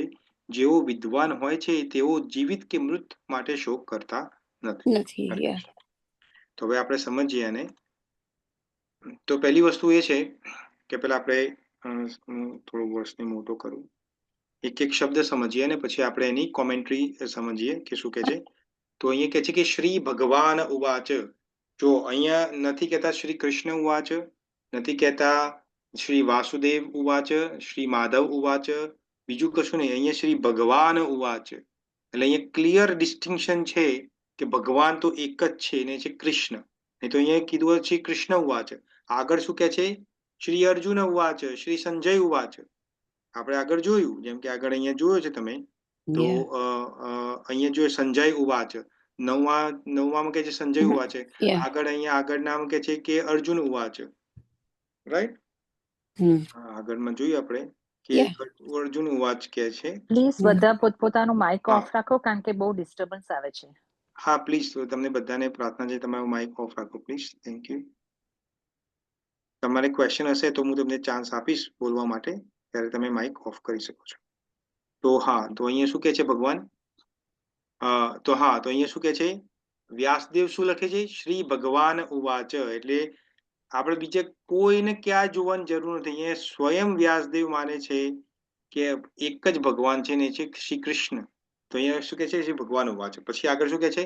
અશોચ્યાન. અશોચ્યાન નો મતલબ શું છે? કે શોક કરવા યોગ્ય નથી. કોણ નથી યોગ્ય? અશોચ્યાન અન્વશોચ્ય. અશોચ્યાન નો મતલબ છે કે શોક કરવા યોગ્ય નથી, અને તું શું કરે છે? અન્વશોચ્ય. તું શોક કરી રહ્યો છે. કોનો શોક કર્યો છે? ત્વમ, તું કરી છે. કોણ? પ્રજ્ઞાવાદાંશ. હવે જો અહીંયા તમે સમજો, પ્રજ્ઞાવાદન. વાદન એટલે બોલવું. વાદન એટલે વાદ, આપણે નથી કે વાદન કે વાક. તો વાદન એટલે બોલવું. કેવું બોલે છે તું? પ્રજ્ઞા. પ્રજ્ઞા એટલે કોણ? પ્રજ્ઞા એટલે નોલેજ. કોઈ પંડિત હોય એ રીતે તું બોલે. ભાષસે એટલે બોલવું. ભાષસે એટલે પણ બોલતા. તો પંડિત જે રીતે બોલે છે તું એ રીતે બોલે છે, પણ શું બોલી રહ્યો છે તું અહીંયા? શું શું કહી રહ્યો છે કે ભગવાન કે છે અહીંયા કે અશોચ્યન, જેનું શોક જ કરવા નથી જેવું, તું એના ઉપર શોક કર્યું છે ને તું વાતો તો પંડિતો જેવી કરે છે. હમણાં આગળ બધી પંડિતો જેવી વાતો કરી, રાઈટ? બધી પહેલા ચેપ્ટરમાં બહુ બધી લિસ્ટ આપી ભગવાને. આખું પહેલું ચેપ્ટર ભગવાન સાંભળે છે, કશું જ નથી બોલતા. 46 શ્લોક કે જે તું તારે જેમ મન ફાવે એમ બોલ. 46 એક શ્લોક તો જો કે ધૃતરાષ્ટ્રનો છે, પણ બાકી ભગવાન એને ફૂલ ફ્રીડમ આપે છે. તો એવું કહે કે તું વાતો તો પંડિતો જેવી કરે છે, પણ કેવું છે, તું શોક કરી રહ્યો છે એનો શોક કે જે શોક લાયક નથી. પછી આગળ શું કે છે કે ગતાસુ અગતાંશુ. ગતા એટલે જે મરી ગયા છે, જે પ્રાણ વિહીન થઈ ગયા છે, રાઈટ? તો કે ગતાંશુ અગતાંશુ.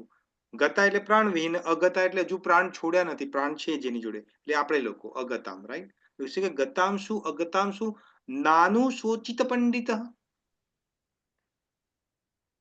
પંડિત લોકો એનો શોક નથી કરતા. કોનો શોક નથી કરતા? જે જીવિત છે એનો, અને જે મરેલા છે એનો. પંડિત એટલે જે મંદિરમાં પંડિતો છે એની વાત નથી કરતા ભગવાન. પંડિત એટલે જેને જ્ઞાન પ્રાપ્ત કર્યું છે, જે એ. તો આપણે હવે સમજીએ કે અહીંયા શું કહેવા માંગે છે. તો પહેલી વસ્તુ, વ્યક્તિ કે અર્જુન કે વ્યક્તિ, એને શોક કેમ થાય છે? એનું શું કારણ છે? શોકનું મેઇન કારણ શું છે અર્જુનનું? તમે તમારા માઇક ઓન કરી શકો છો. શોકનું અર્જુન કેમ શોક કરે છે? અર્જુનને શોક એ રીતે થાય છે કે એના જે ભાઈઓ છે,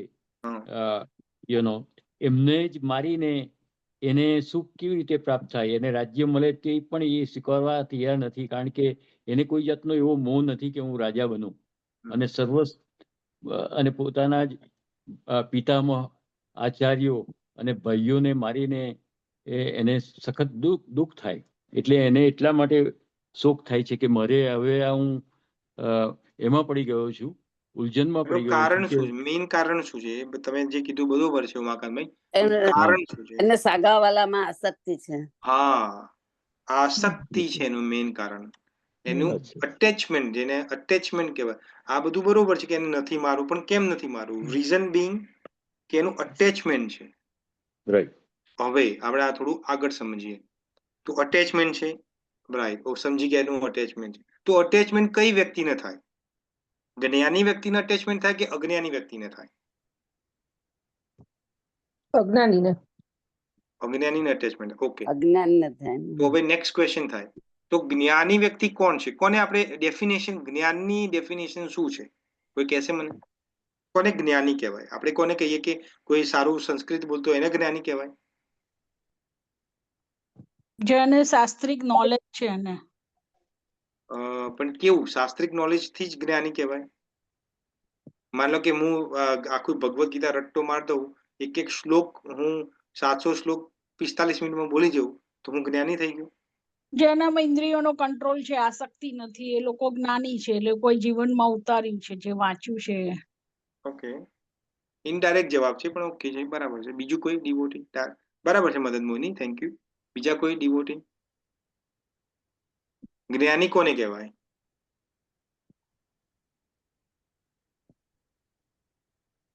કોઈ નહીં? જ્ઞાની તો જેને કોઈ પણ જીવતા કે મરેલાનો જે શોક નથી કરતો એને જ્ઞાની કહેવાય.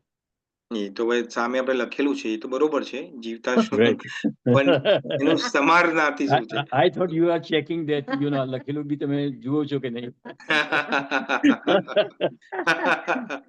જેને સુખ દુઃખમાં સમાનતા છે, સુખમાં પણ એ જ પરિસ્થિતિ છે, દુઃખમાં પણ એ જ પરિસ્થિતિ છે. ઓકે, બરાબર છે, પણ એને કેમ એવી પરિસ્થિતિ છે? શું કારણ છે? કોઈ વ્યક્તિ, ભગવાન કહે છે આગળ બીજા અધ્યાયના 48મા શ્લોકમાં, યોગસ્થ કુરુ કર્માણિ સંગમ ત્યક્ત્વા ધનંજય સિદ્ધયો સમો ભૂત્વા સમત્વમ યોગ ઉચ્યતે. બરાબર છે કે સિદ્ધિ અસિદ્ધિમાં, સુખ દુઃખમાં સમાન છે, બરોબર છે, પણ કેમ સમાન છે? શું કારણ? એવું તો શું વસ્તુ એને ખબર છે કે સમાન છે? એને શું જ્ઞાન થઈ ગયું છે એ વસ્તુનું? ભગવાન અંતર્યામી છે, એને થોડો અનુભવ કરેલો છે ભગવાનની સાથે. ઓકે, શિવાની? એ જ્ઞાન છે, દિવાની એ અકર્મ કરે છે અને જેમ કે કમળ પેલું આપણે જળમાં રહે તો એની સાથે એનું એ ના થાય, રાઈટ? સો એવી રીતે રહે એટલા માટે એ કદાચ. બરોબર છે, પણ કેમ એ રીતે કેમ કરી? કોઈ અકર્મ કઈ રીતે કરી શકે? એનું કોઈ જ્ઞાની રીઝન તો હોય. જ્ઞાન, હા, એવું શું પ્રાપ્ત થઈ ગયું છે એને? એવું કશુંક તો પ્રાપ્ત થઈ ગયું હશે ને કે ખબર પડે તમને. એ જ્ઞાની એટલા માટે છે કે એને કથામાં આસક્તિ નથી. You are going merry go round. એ બરાબર છે કે જ્ઞાનીને આસક્તિ, જ્ઞાનીનું આપણે જો અહીંયા બે વસ્તુમાં તમે કન્ફ્યુઝ થાવ છો. હું જ્ઞાનીના ગુણધર્મો વિશે નથી પૂછતો કે જ્ઞાની કેવો હોવો જોઈએ કે કોને જ્ઞાની કહેવાય. જ્ઞાનીને એવું શું પ્રાપ્ત થઈ ગયું છે કે એને આ બધું જ્ઞાન થઈ ગયું છે કે મારે આસક્ત નથી થવાનું, મારે અકર્મ, કર્મ, વિકર્મ જે બધું આપણે છે બધું કરવાનું, એવું શું વસ્તુ પ્રાપ્ત છે એને? ભગવાન એને ભગવાન પણ હાવ વોટ ભગવાન? એકલું ભગવાન કહેવાથી થોડું હું એ કહું કે મને ભગવાન ખબર છે, કૃષ્ણ નહીં તો ભગવાન છે, પણ એનાથી હું જ્ઞાની થઈ જઈશ? ભગવાનના આશીર્વાદ. ભગવાનના આશીર્વાદ ના. એને સાચું શું છે અને ખોટું શું છે તે ખબર છે. હા, યસ. શું હવે કહ્યું? થોડું આપણે લાઈનમાં ચડ્યા છે, થોડું પાર્ટી, થોડી રેલવે. હવે સાચું શું છે ને ખોટું શું છે શું ખબર? થોડું એક્સપાન્ડ કરીએ આને. શું છે સાચું અને શું છે ખોટું? શું કહ્યું એમને? કોઈ સાચું શું છે, ખોટું શું છે, જેને ખબર છે એને જ્ઞાની કહેવાય. તો સાચું શું છે, ખોટું શું છે?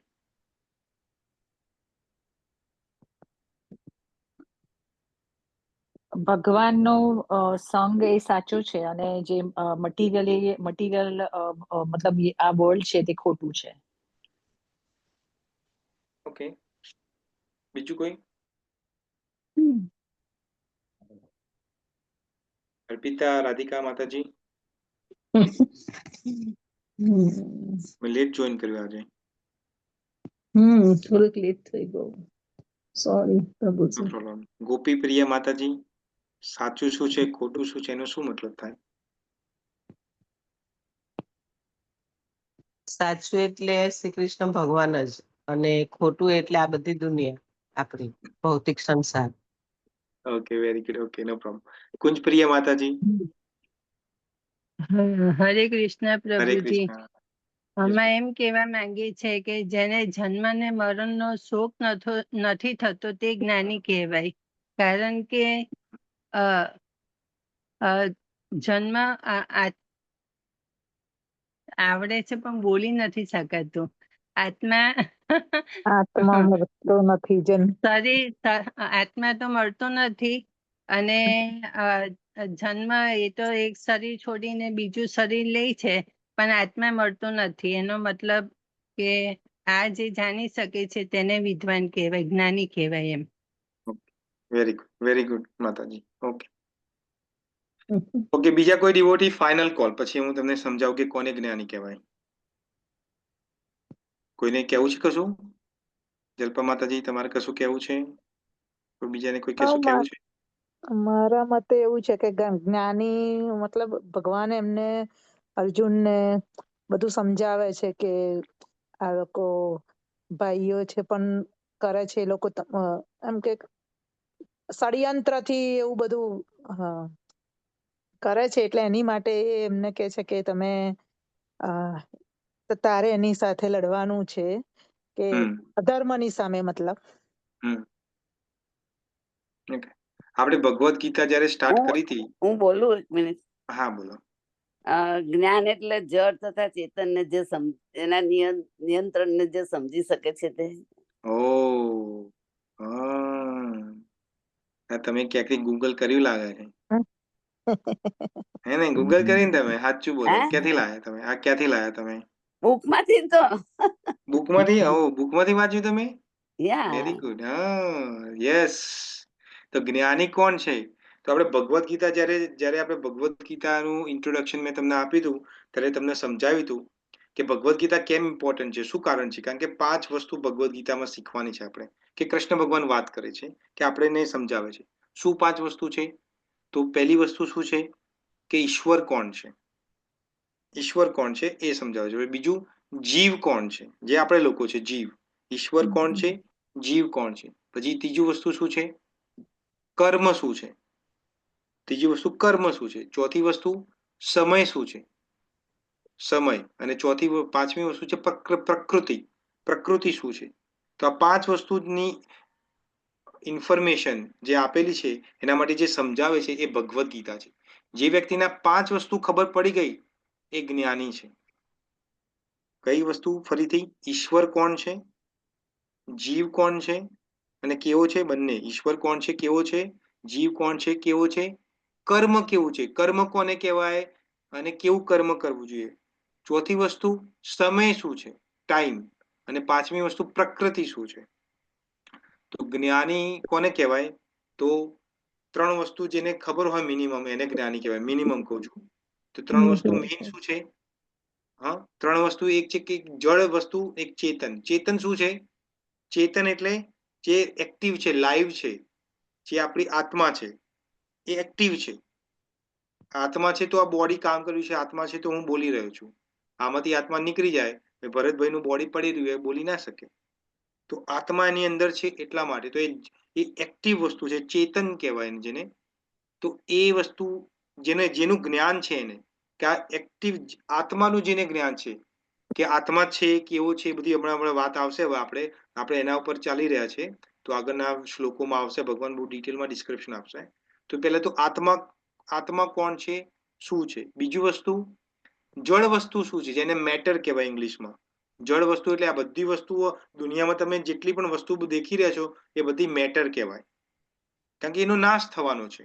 આજે તમે લેપટોપ ઉપર કે ફોન ઉપર તમે જોઈ રહ્યા છો મને, તો એવું તો નથી કે આ હજારોના હજાર વર્ષ ચાલશે. એક દિવસ નાશ થશે, રાઈટ? થવાનો છે ને. મેં આ કપડું પહેર્યું છે તો આ કપડું એઝ ઇટ ઇઝ થોડું રહેવાનું છે. હું પ્રિઝર્વ કરું તો અમુક વર્ષો રાખી શકું. પણ હવે સતયુગ આવશે તો સતયુગમાં એવું કે આ ભરતભાઈ જે હતા ભગવદ્ ગીતા કરતા, તો એનું આ કપડું છે, એને માથા પર લગાવો. થશે? નહીં થાય. ત્યાં સુધી નથી રહેવાનું. એ તો એક મેટરથી બનેલું છે. તો જે મેટર જળ પદાર્થ જે છે એ નાશવંત છે. એની કદાચ કોઈની લાઈફ સ્પેન હોય તો કોઈનો વધુ હોય, કોઈનો ઓછો હોય. દૂધ હોય તો એ મેટર છે. તો દૂધ હોય એનું લાઈફ સ્પેન અમુક એક્સપાયરી ડેટ લખી હોય, એના પછી તમે પીવો તો સ્મેલ મારે, ગંધ મારે એમાંથી, કારણ કે એની એક્સપાયરી ડેટ છે. સમજાવું છે તમને કોમનમાં. તો શું સમજ્યા આપણે કે આત્મા શું છે, એટલે જળ ચેતન વસ્તુ શું છે, જળ વસ્તુ શું છે, અને ત્રીજું એનો કંટ્રોલર કોણ છે. આ બંનેનો કંટ્રોલર છે. આ જળ અને ચેતન તત્વને બનાવનારો એક જણ છે, એને કંટ્રોલ પણ કર્યું છે. એ કોણ છે? એ ભગવાન ઈશ્વર છે. એ કેવો છે, શું કરે છે, એ છે. જેમ આપણે ગણિતમાં ભણતા હતા તો ટ્રાયંગલ ભણતા હતા, ખબર છે? ટ્રાયંગલ આવતો હતો, કાટખૂણો કહેવાય ને એને, કાટખૂણો કે શું કહેવાય, ટ્રાયંગલ હતો. તો ટ્રાયંગલમાં શું છે, આ જે ટ્રાયંગલ છે આ રહ્યો, એ કયો છે? એ જડ તત્વ છે. આ ટ્રાયંગલ છે ચેતન તત્વ છે. અને એને જે ઉપરવાળો જે કંટ્રોલ કરે છે એ ભગવાન છે. એ કંટ્રોલ કરી રહ્યો છે આને. તો આ 3 વસ્તુ જે જાણે છે એને જ્ઞાની કીધો છે. સમજમાં આવ્યું? નેક્સ્ટ ટાઈમ હું પૂછીશ તમને ડેફિનેશન, એટલે સમજી લેજો જ્ઞાની કોને કહેવાય. બરાબર? કોઈને ક્વેશ્ચન છે જ્ઞાનીમાં? નથી. તો હવે અહીંયા ભગવાન શું કહે છે જુઓ. અશોચ્ય નો મતલબ શું થાય? હમણાં મેં તમને સમજાવે કે જેને શોક કરવા યોગ્ય નથી. અનાવશોચ્ય, તું શોક કરશો કે કોણ નથી? તો અર્જુન પૂછે કે હા, આ ભીષ્મ પિતામહ, દ્રોણાચાર્ય બધા શોક કરવાના યોગ્ય નથી? તો ભગવાન હસે છે કે કેમ હસે છે? ભગવાન કે તું કોને ભીષ્મ પિતામહ માને છે, તું કોને દ્રોણાચાર્ય માને છે? એ જે વ્યક્તિ જે ઊભા છે એને તું માને છે કે એની અંદર જે તત્વ છે એને માને છે? જો તું તત્વને માને છે, જે જીવ છે, જે આત્મા છે, એ તો કદી એક ટાઈમ આ બોડીમાં હંમેશા માટે નથી રહેવાની. આપણા 60 વર્ષ હશે, 100 વર્ષ મેક્સિમમ આપણે જીવી શકીએ, રાઈટ? બરાબર છે ને? બ્રહ્માજી કે ઇન્દ્ર છે, એ ઇન્દ્ર છે તો આપણાથી વધુ જીવે. બ્રહ્માજી તો એનાથી પણ વધુ જીવે. પણ એવું નથી કે બ્રહ્માજી અમર છે. બ્રહ્માજીને પણ મરવાનું છે એના 100 વર્ષમાં.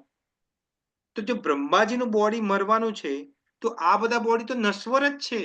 આજ નહીં તો કાલે મરવાના છે. તો યુદ્ધ નહીં કરે તને એવું લાગે કે તું યુદ્ધ નહીં કરે તો આ લોકો બચી જશે, મરવાના નથી, અમર થઈ જશે?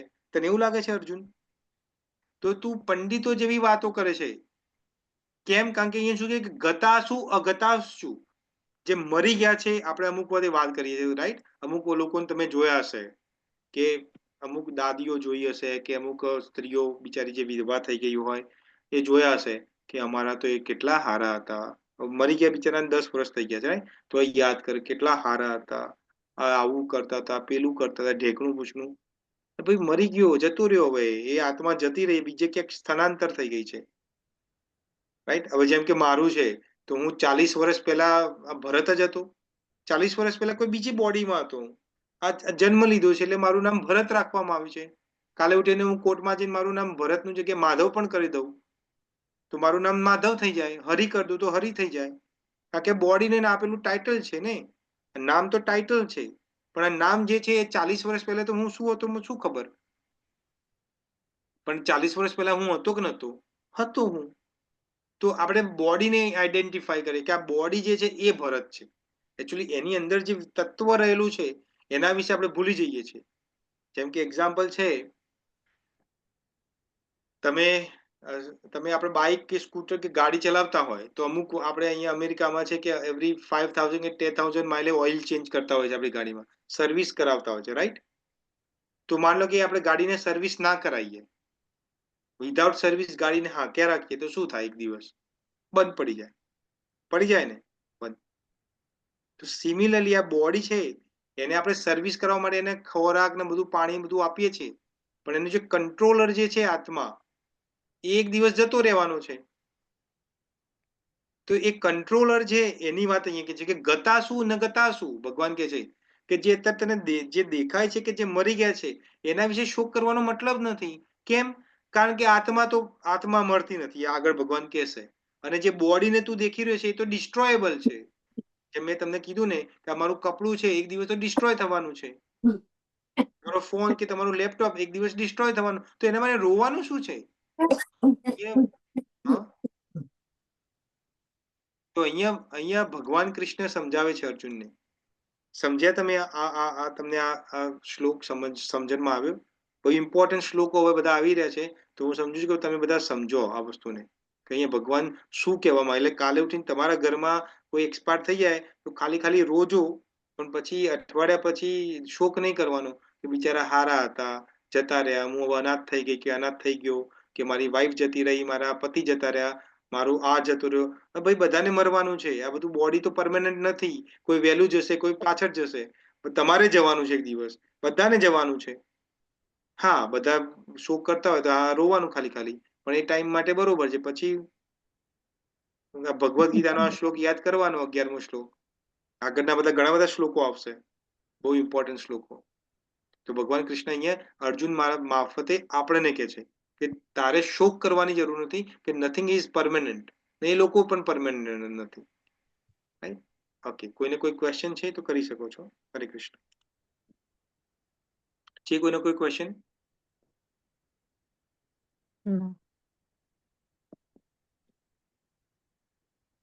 સમજી ગયા બધું એ સમજાવ્યું? બધું આ પૂછીશ હું તમને. હવે આજે મેં કીધું છે ને આ બધા શ્લોકો ઇમ્પોર્ટન્ટ છે, તો હું ગમે ત્યારે પૂછીશ તમને. કલ્પનાબેન બધું લખી દીધું છે ને તમે?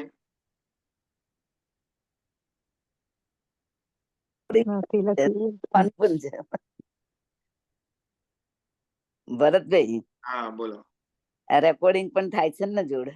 હા, એટલે રેકોર્ડિંગ થાય છે એટલે આપણે ભૂલી નથી જવાનું. હો ના, હું લખું છું. કારણ કે આ રેકોર્ડિંગ થાય છે, પણ રેકોર્ડિંગ એ પણ પરમેનન્ટ નથી, એક વાર ડિલીટ થઈ જશે. રાઈટ, બરાબર. રાઈટ ને? હા, એટલે રેકોર્ડિંગ જ્યાં સુધી છે ત્યાં સુધી છે. એટલે તમે મગજમાં ઘુસાઈ દો, આ બધું મગજમાં ઘુસાવાનું છે. રેકોર્ડિંગ તો હોય કે ના હોય, શું ફરક પડે છે? ફરી સાંભળવું હોય તો હાલે, ફરી સાંભળવું તો છે, તમારી જોડે રેકોર્ડિંગ હજુ અવેલેબલ છે. કઈ લખવાનું રહી ગયું હોય તો સાંભળીને. હા, તો સાંભળજો. હા, અને તમારે બધાને છૂટ છે, તમારે બધાને નોટ્સ બનાવી હોય તમારી પોતાની, સાંભળતા તો બનાવી લેજો, એટલે કોઈ ટેન્શન નથી એનું. અને તમારા કોઈ સ્વજનો હોય જે ભગવદ્ ગીતાનો ક્લાસ જોઈન નથી કરતા કે કોઈ રીઝનથી નથી કરી શકતા, તો એમને પણ તમે આ રેકોર્ડિંગ ફોરવર્ડ કરી શકો છો. જ્યાં સુધી રેકોર્ડિંગ અવેલેબલ છે ત્યાં સુધી એ સાંભળી શકશે. પછી કારણ કે આપણે જેમ આગળ વધીશું એમને બધા શ્લોકો કરીશું તો જૂના રેકોર્ડિંગ આપણે ડિલીટ કરવા પડશે તો જ જગ્યા થશે. રાઈટ? યસ. હા. તો ફાઇનલ કોલ. કોઈને ક્વેશ્ચન હોય તો કરી શકો છો. છે કોઈને ક્વેશ્ચન? નથી. ઓકે. કુંજપ્રિય માતાજી, સમજણમાં આવી ગયું? હા પ્રભુજી. હરે કૃષ્ણ. ઓકે. ભાવેશ પ્રભુ, તમે અનમ્યુટ કરી શકો છો. સમજણમાં આવી ગયું પ્રભુ? ભાવેશ પ્રજાપતિ. ઓકે. યસ કે છે. Okay, very good. બીજા બધા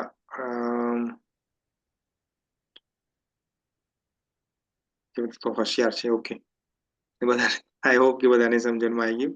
શિવાની, સમજણમાં આવ્યું?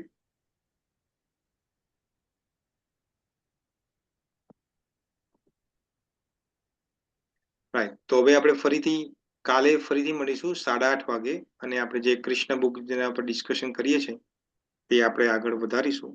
બરાબર? ત્યાં સુધી બધાને થેન્ક યુ વેરી મચ. ફરીથી એકાદશીની શુભકામનાઓ.